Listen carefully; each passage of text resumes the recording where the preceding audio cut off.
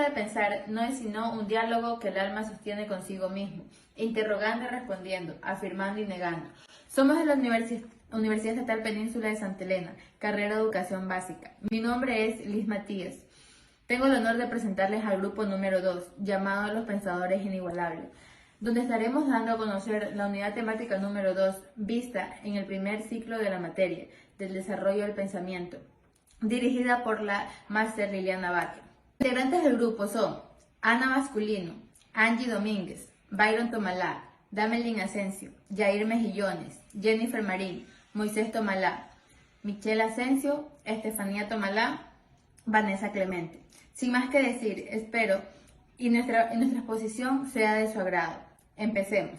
El tema que les haré conocer es sobre el aprendizaje y el pensamiento.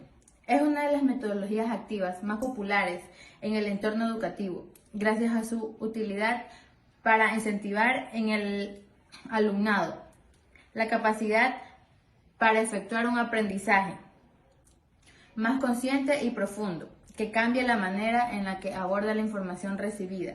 Permite poder relacionar las ideas con mayor facilidad. Y eso no solo tiene importantes beneficios para la educación, sino también para la vida cotidiana. El alumno consigue aumentar su interés y motivación. Como siguiente tema está propuesto ¿qué es el aprendizaje?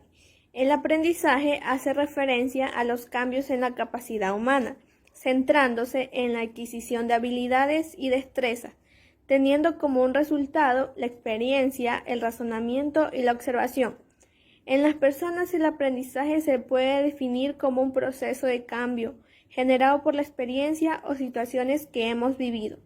Por otro lado tenemos el aprendizaje humano, que consiste en adquirir, procesar, comprender y finalmente aplicar una información que nos ha sido enseñada. Esto quiere decir, cuando aprendemos, nos adaptamos a la exigencia que los contextos nos demandan. Por otro lado, el aprendizaje no es una capacidad exclusivamente humana, se comparte con otros seres vivos que han sufrido un desarrollo evolutivo similar, donde las especies humanas han logrado independizarse de su contexto ecológico y han modificado el aprendizaje según sus necesidades. Condiciones del aprendizaje. La teoría del aprendizaje de Gardner considera el aprendizaje como un proceso el cual puede dividirse en diferentes etapas antes de la adquisición del conocimiento, por lo que es una teoría del procesamiento de la información psicológica del aprendizaje. Las condiciones pueden incluir la naturaleza de la materia estudiada, el estudiante, el entorno del aprendizaje y las restricciones del desarrollo de la enseñanza. Por lo que la idea central de la teoría es que los diferentes tipos de aprendizaje tienen condiciones internas y externas diferentes. Las condiciones internas del aprendizaje son las habilidades y capacidades que el estudiante posee. Las condiciones externas del aprendizaje son aquellas acciones que se ejercen sobre el estudiante. Cabe recalcar que las condiciones externas refuerzan las condiciones internas. Dichas etapas o fases son la motivación. En esta fase básicamente se establece un objetivo orientando la atención hacia él. De este modo sabemos hacia dónde debemos dirigir nuestras acciones. La aprehensión. En esta segunda fase se utilizan procesos de atención y percepción selectiva.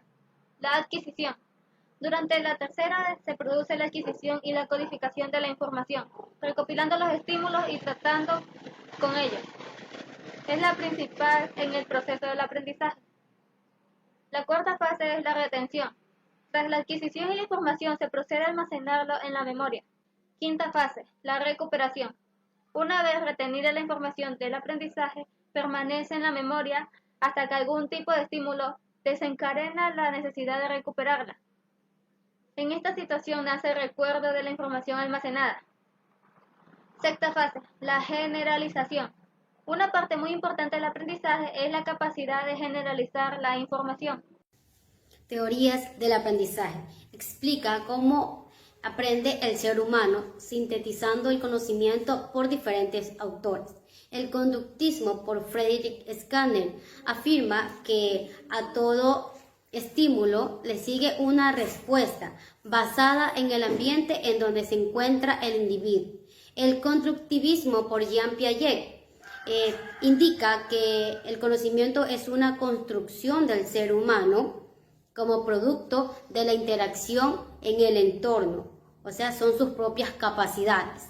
El socioconstructivismo por Lev Vygotsky se caracteriza por describir el aprendizaje como un proceso en donde la interacción social es la clave para la obtención del conocimiento. El aprendizaje significativo por David Hausbeck propone que el ser humano relaciona los nuevos conocimientos con los que ya posee. Se basa en conseguir un aprendizaje de calidad.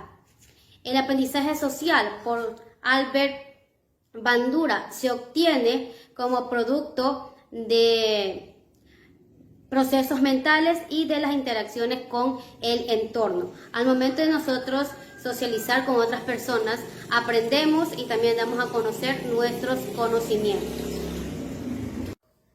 Tipos de aprendizaje. Dentro de los tipos de aprendizaje tenemos proceso innato de aprendizaje.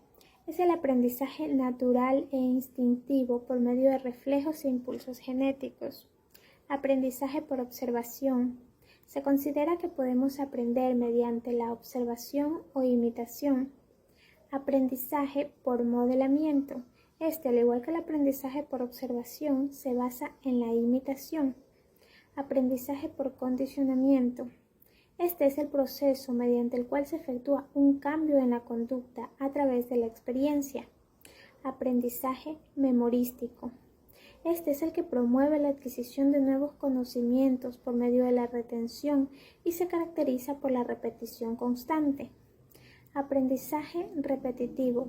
En este, el alumno se encarga de memorizar la información tal y como se le presenta.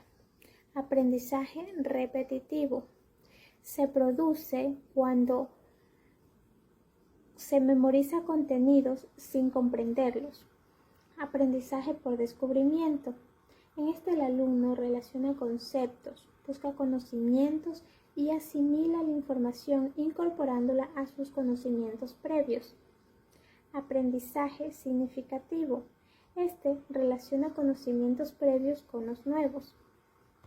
Estrategias de aprendizaje. Son un conjunto de operaciones que facilitan la obtención de información mediante guías flexibles y conscientes que permiten alcanzar los objetivos propuestos en el proceso de aprendizaje. De allí que existen varios tipos, como son las estrategias cognitivas. Son las acciones internamente organizadas que permiten procesar la información, pues estas hacen referencia a los procesos y conducta que los estudiantes utilizan para mejorar su capacidad de aprendizaje, ya que como docente se crea planes de acción para que el alumno aprenda y construya el conocimiento mediante el uso de herramientas como por ejemplo los organizadores gráficos. Las estrategias metacognitivas son aquellas actividades que realiza el sujeto antes, durante y después de adquirir aprendizajes para la optimización del mismo. Dado que el estudiante es consciente de su propio proceso de aprendizaje, por lo tanto, esta tiene la finalidad de que éste tenga la capacidad de identificar cuándo y cómo aplicar los conocimientos adquiridos. Por ejemplo, como estrategia se puede usar el optimismo para incrementar la motivación y la productividad en los estudiantes. Las estrategias socioafectivas. Estas representan los métodos de interacción con otros individuos y el control de las emociones con el fin de aportar al aprendizaje, por lo que logran mejorar las relaciones interpersonales, propiciando de tal manera un ambiente agradable de trabajo.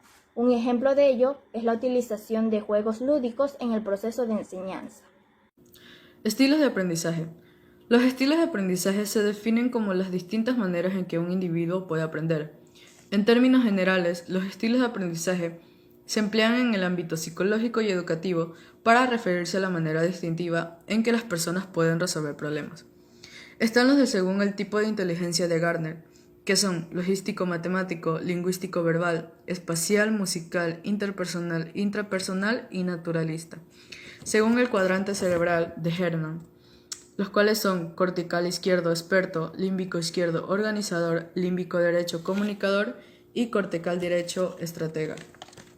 Están los de según el modo de procesar la información de Kell, que son activo, reflexivo, pragmático y teórico, según el sistema de representación PNL, visual y auditivo, y según el hemisferio cerebral, lógico y holístico. Comprensión del aprendizaje en el aula. el aprendizaje invertido. ¿Qué es el aula invertida? Es un modelo pedagógico lo cual facilita a los estudiantes para que tengan un rol más activo y utilizan las nuevas tecnologías para adquirir y poner en práctica conocimientos. Este modelo consiste en dar la vuelta a las clases tradicionales. El alumno recibe en casa toda la información a aprender y tiempo clase se utiliza para hacer tareas, trabajo en equipo y diversas prácticas que refuerzan el conocimiento previamente adquirido. Antes de la clase, el alumno estudia los temas a su propio ritmo, mediante videos, textos u otros materiales. Durante la clase, se comparte información de manera colaborativa y se aplica lo aprendido en situaciones concretas, como debates, proyectos colectivos, etc. El docente resuelve dudas y atiende a las necesidades particulares de los estudiantes. Como ventaja, tenemos que se puede profundizar más un tema. Los estudiantes podrán ser más activos. Las clases pueden ser más interesantes por la participación activa que se requiere de los estudiantes. El tiempo para resolver dudas puede ser mayor y eficiente. Como desventaja, tenemos que pueden ver muchas dificultades al acceso a la tecnología, explicar a los estudiantes cómo funciona, y la falta de motivación puede dificultar mucho el proceso. ¿Qué es la clase invertida? Flip Classroom nos dice que es un método muy pedagógico, también conocido como aula invertida. Este proceso nos dice que se aprende haciendo y no memorizando. Se trata que los alumnos hagan sus lecciones fuera de clases y los acentúen en casa con los contenidos de las asignaturas. También podemos decir que esto se aprende con los nuevos métodos como es la tecnología, y también que nos sirva de ayuda y de apoyo un guía de un profesor. También podemos decir que dentro del aula podemos aprender, pero de este método sacar provecho mucho, como es haciendo las participaciones en clases, trabajos grupales, trabajos individuales, pero dentro de clases. Aprendizaje por ensayo y error. Aprendizaje por ensayo y error consiste en solucionar un problema seleccionando varias alternativas, verificar si funciona hasta obtener el resultado correcto. Se trata de una técnica exploratoria. Ejemplo, aprendizaje por ensayo y error supuso un gran avance para la psicología, y a partir de este tipo de aprendizaje, Turkheim postuló la ley del efecto. Otro gran avance para la ciencia en psicología. Ventajas y desventajas del aprendizaje invertido. El aprendizaje invertido es un enfoque pedagógico que promueve invertir el tiempo de aula en el desarrollo de proyectos, poniendo en práctica las habilidades del siglo XXI y una atención más personalizada en el proceso de aprendizaje y enseñanza.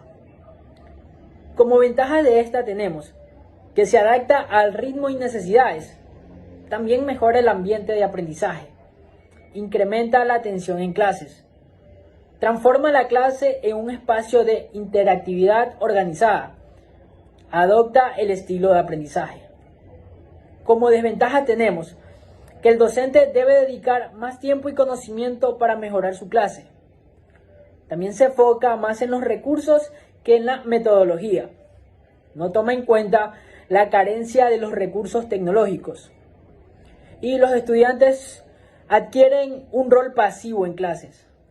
Y por último, le demanda al docente mucho tiempo para poder elaborar material digital nuevo.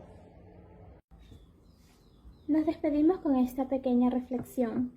La sociedad avanza al ritmo de nuestros pensamientos, por lo que si quieres cambiar la sociedad, primero debes cambiar tu forma de pensar. Por Albert Einstein. Gracias.